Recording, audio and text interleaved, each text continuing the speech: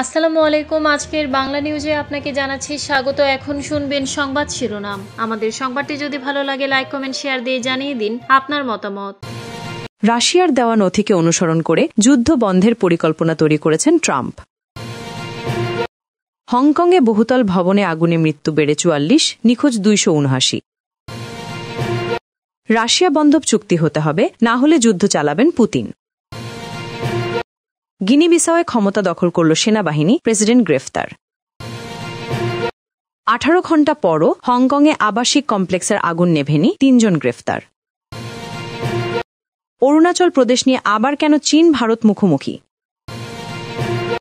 রাশিয়ার দেওয়া নথিকে অনুসরণ করে যুদ্ধ বন্ধের পরিকল্পনা তৈরি করেছেন ট্রাম্প। রাশিয়া ইউক্রেন যুদ্ধ থামাতে যুক্তরাষ্ট্র সমর্থিত ২৮ দফা শান্তি পরিকল্পনা মস্কোর দেওয়া নথিপত্রের ভিত্তিতে তৈরি করা হয়েছে। গত অক্টোবরে ওই নথিপত্রগুলো মার্কিন প্রেসিডেন্ট ডোনাল্ড ট্রাম্পের প্রশাসনের কাছে জমা দিয়েছিলেন রুশ কর্মকর্তারা। এ বিষয়ে জানাশোনা আছে এমন ৩টি সূত্র রয়টার্সকে এ তথ্য জানিয়েছে। গত অক্টোবরে ওয়াশিংটনের হাতে অনানুষ্ঠানিকভাবে তুলে দেওয়া ওই নথিগুলোয় যুদ্ধ বন্ধের মস্কোর বিভিন্ন শর্তের কথা উল্লেখ ছিল বলে জানিয়েছে সূত্র। যেমন একটি শর্ত হল ইউক্রেনের পূর্বাঞ্চলের কিছু ভূখণ্ড রাশিয়ার হাতে তুলে দেওয়া। এর ঠিক আগে ইউক্রেনের প্রেসিডেন্ট ভলোদিমির জেলেনস্কির সঙ্গে হোয়াইট হাউসে বৈঠক করেছিলেন ট্রাম্প। এই বিষয়ে জানতে মার্কিন পররাষ্ট্র দপ্তর এবং ওয়াশিংটনের রুশ এবং ইউক্রেনি দূতাবাসের সঙ্গে যোগাযোগ করেছে রয়টার্স, তবে মন্তব্য পাওয়া যায়নি। যদিও এ পরিকল্পনা নিয়ে আশাবাদী ট্রাম্প। সামাজিক যোগাযোগ মাধ্যমে তিনি লিখেছেন, পরিকল্পনা নিয়ে তার বিশেষ দূত স্টিভ উইটকফ রুশ প্রেসিডেন্ট ভ্লাদিমির পুতিনের এবং আর্মি সেক্রেটারি ড্যান রেস্কেল ইউক্রেনীয়দের সঙ্গে দেখা করবেন। তবে কি ভেবে রুশ নথির ওপর ভরসা করে ট্রাম্পের প্রশাসন নিজেদের শান্তি পরিকল্পনার খসড়া তৈরি করল তা এখনো স্পষ্ট নয়। সূত্র জানিয়েছে, মার্কিন পররাষ্ট্রমন্ত্রী মার্কো রুবিও সহ দেশটির জ্যেষ্ঠ কয়েকজন কর্মকর্তা পরিকল্পনায় থাকা রাশিয়ার শর্তগুলো দেখার সঙ্গে সঙ্গে বলে দিয়েছিলেন যে ইউক্রেনীয়রা হয়তো সব শর্ত মানবে না। সূত্রের দেওয়া তথ্য অনুযায়ী মার্কিনের কাছে রাশিয়া নথিগুলো জমা দেওয়ার পর রুশ পররাষ্ট্রমন্ত্রী সের্গেই লাভরোভের কাছে ফোন দিয়েছিলেন মার্কো রুবিও। হংকংয়ে বহুতল ভবনে আগুনে মৃত্যু বেড়ে ৪৪, নিখোঁজ ২৭৯। হংকংয়ের একটি বহুতল ভবন কমপ্লেক্সে ভয়াবহ আগুনকাণ্ডের ঘটনা ঘটেছে। এই ঘটনায় অন্তত ৪৪ জন নিহত হয়েছেন। খোঁজ পাওয়া যাচ্ছে না ২৭৯ জনের। আগুনে দগ্ধ হয়েছেন অনেকে। গতকাল বুধবার স্থানীয় সময় দুপুরের দিকে শহরের তাইপো এলাকায় আগুন লাগার খবর পায় ফায়ার সার্ভিস। পরে রাতে হতাহতের খবর জানান শহরের প্রধান নির্বাহী জন লি। গতকাল রাতেও কমপ্লেক্সের ৩২ তলা ভবনগুলোয় আগুন জ্বলতে দেখা যাচ্ছিল। ফায়ার সার্ভিসের পক্ষ থেকে জানানো হয়, আগুনের তীব্র উত্তাপের কারণে ভবনগুলোর উপরের দিকে যাওয়া যাচ্ছে না। রাতের অন্ধকার নেমে আসার কারণে আগুন নেভাতে বাধার মুখে পড়তে হচ্ছে। গতকাল রাত পর্যন্ত আগুন লাগার কারণ জানা যায়নি। ওয়াংফুক কোট আবাসিক কমপ্লেক্সে মোট ৮টি ভবন রয়েছে। ভবনগুলোতে মোট অ্যাপার্টমেন্টের সংখ্যা ২,০০০। এসব অ্যাপার্টমেন্টে ৪,৬০০ জনের বেশি বাসিন্দা বাস করেন। আগুন লাগা ভবনের ভেতরে কতজন আটকা পড়েছেন তা জানাতে পারেনি ফায়ার সার্ভিস। তবে মারা যাওয়া ব্যক্তিদের মধ্যে ফায়ার সার্ভিসের কর্মীরা রয়েছেন বলে নিশ্চিত করেছে তারা। আগুনে যখন আবাসিক কমপ্লেক্সটি জ্বলছিল তখন অনেকেই পাশে দাঁড়িয়ে তা দেখছিলেন। তাদের অনেকেই আহাজারি করতে দেখা যায়। এমনই একজন ৭১ বছরের অং, তার স্ত্রী আগুন লাগা ভবনগুলোর একটিতে আটকা পড়েছিলেন। হ্যারি চেম্বং নামের আরেকজন বলেন, হয়তো আজ রাতে আর বাসায় ফিরতে পারবো না, রাতে কোথায় থাকবো আমি। আগুনের কারণে হংকংয়ে যান চলাচলও ব্যাহত হয়েছে। শহরের পরিবহন বিভাগ জানিয়েছে সেখানকার প্রধান দুটি মহাসড়কের একটি বন্ধ করে দেওয়া হয়। রাশিয়া বান্ধব চুক্তি হতে হবে, না হলে যুদ্ধ চালাবেন পুতিন। ইউক্রেন যুদ্ধ শেষ করতে মস্কো স্বার্থের দিকে ঝুঁকে থাকা যুক্তরাষ্ট্রের প্রেসিডেন্ট ডোনাল্ড ট্রাম্পের ২৮ দফা শান্তি পরিকল্পনায় বদল এনেছে ইউক্রেন ও তার ইউরোপীয় মিত্ররা। রাশিয়ার প্রেসিডেন্ট ভ্লাদিমির পুতিন এই চুক্তি মানবেন কিনা তা স্পষ্ট করেননি। ক্রেমলিন চাইছে ট্রাম্পের ২৮ দফা চুক্তি নিয়ে এগিয়ে যেতে, কারণ এতে পুতিনের জন্য দুটি লাভ। একটি হল এটি এমন একটি শান্তি পরিকল্পনা যা ইউক্রেনকে স্থায়ীভাবে দুর্বল ও অধীন করে রাখবে। অন্যটি হল প্রক্রিয়াটি ব্যর্থ হলে ট্রাম্প ইউক্রেনের প্রতি সমর্থন ছড়িয়ে নেবেন এবং এতে ইউরোপীয় মিত্রদের সঙ্গে ওয়াশিংটনের উত্তেজনা আরও বাড়বে। সর্বশেষ ২৮ দফা প্রস্তাবে যে পরিবর্তন আনা হয়েছে, পুতিন তা গ্রহণ করবেন কিনা সেটি স্পষ্ট নয়। গত শুক্রবার নিরাপত্তা কর্মকর্তাদের সঙ্গে ভিডিও কনফারেন্সে রুশ প্রেসিডেন্ট বলেন, যুক্তরাষ্ট্রের ২৮ দফার এই পরিকল্পনা গুরুত্বপূর্ণ এবং বাস্তবসম্মত আলোচনা সাপেক্ষে শান্তি চুক্তির ভিত্তি হতে পারে, নতুবা রাশিয়া শক্তি প্রয়োগ করে ইউক্রেনি নিজেদের অবস্থান চাপিয়ে যেতে থাকবে। পুতিন হুঁশিয়ারি দিয়ে বলেন, এভাবে চলতে থাকলে আরও ইউক্রেনীয় শহর রুশ বাহিনীর দখলে যাবে। তা হয়তো আমাদের প্রত্যাশা মতো দ্রুত নয়, কিন্তু অনিবার্য। পুতিন আরও বলেন, এমন পথও আমাদের জন্য গ্রহণযোগ্য, কারণ মস্কো তার স্বার্থ সশস্ত্র উপায়ে অনুসরণ করতে প্রস্তুত।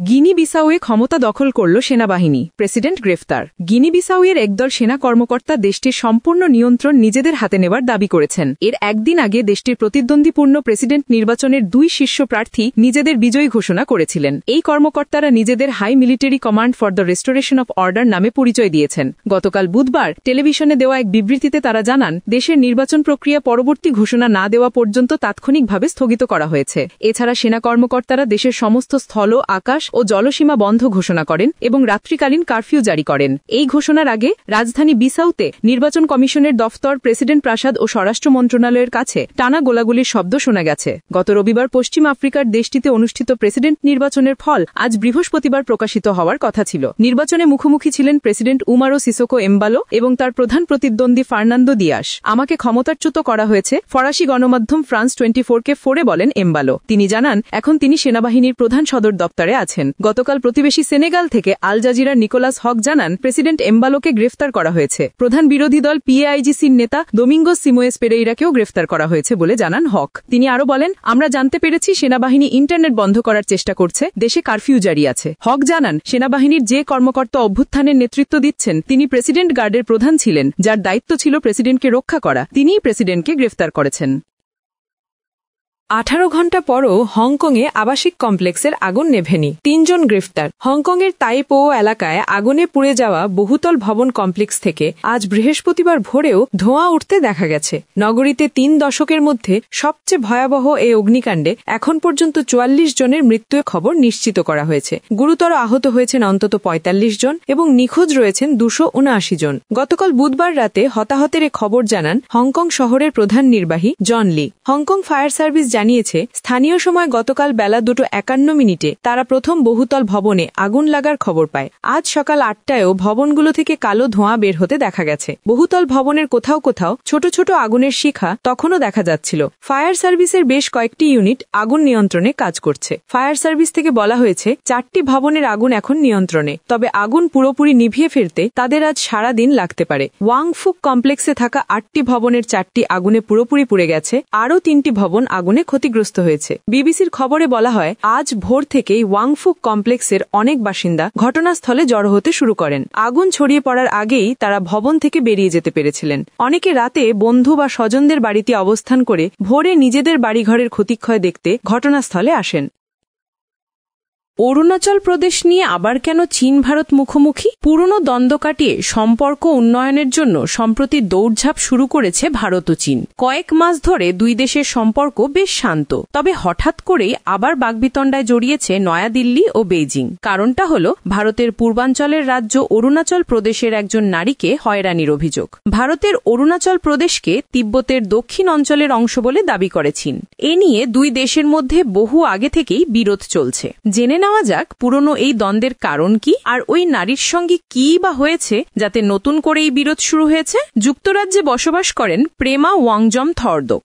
ভারতীয় পাসপোর্ট নিয়ে যুক্তরাজ্য থেকে জাপান সফর করছিলেন তিনি। পথে 3 ঘণ্টার ট্রানজিটে চীনের সাংহাই পুডং আন্তর্জাতিক বিমানবন্দরে অবতরণ করেন এই নারী। থর্দক অভিযোগ করেন, তার জন্মস্থান অরুণাচল প্রদেশে হওয়ার কারণে তাকে আটক করে 18 ঘণ্টা ধরে হয়রানি করেছিলেন বিমানবন্দরের কর্মকর্তারা। থর্দক বলেন, তাকে যখন বিমানবন্দরের কর্মকর্তারা আটক করে নিয়ে যাচ্ছিলেন তখন তিনি জানতে চান কেন তার সঙ্গে এমনটা করা হচ্ছে। জবাবে ওই কর্মকর্তারা বলেন, তার জন্ম অরুণাচল প্রদেশে হওয়ার কারণে ভারতীয় পাসপোর্ট বৈধ নয়। ওই কর্মকর্তাদের দাবি অরুণাচল প্রদেশ চীনের অংশ। এই দাবির প্রতিবাদ জানান থর্দক।